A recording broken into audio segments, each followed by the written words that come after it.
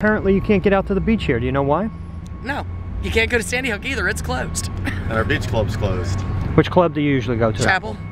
Are the beaches closed? Yes. So what are you telling people who come down?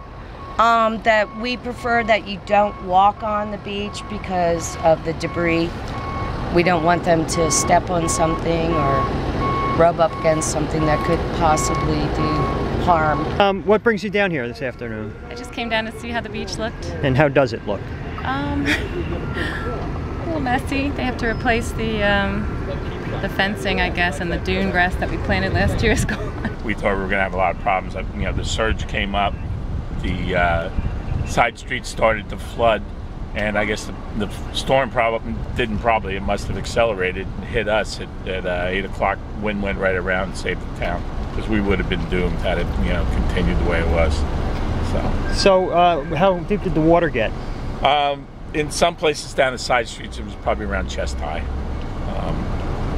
Out here on Ocean Avenue, it was up to about my mid-thigh. I saw photos yesterday of the place of Seabright being flooded. I'm surprised it's not flooded anymore, but just this.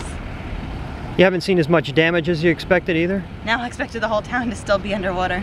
We took everything out. We boarded up the windows, taped the windows, and a little water on the floor. Relative to what you were expecting then, how did this play out? It was a rainstorm, big rainstorm, kind of heavy winds. You know what, we were really lucky. We were really lucky. We were lucky. We dodged a bullet. The water line is on the brick here. You can see it right there. And we got flooding. Basically, the flooding came up River Street here. And we were the first ones to really get it inside. Hi, Dan. And so we got that much water in here, only for about 10 feet. It was, we were lucky. We had all the merchandise elevated. We didn't lose a thread or a pair of shoes. What were you expecting?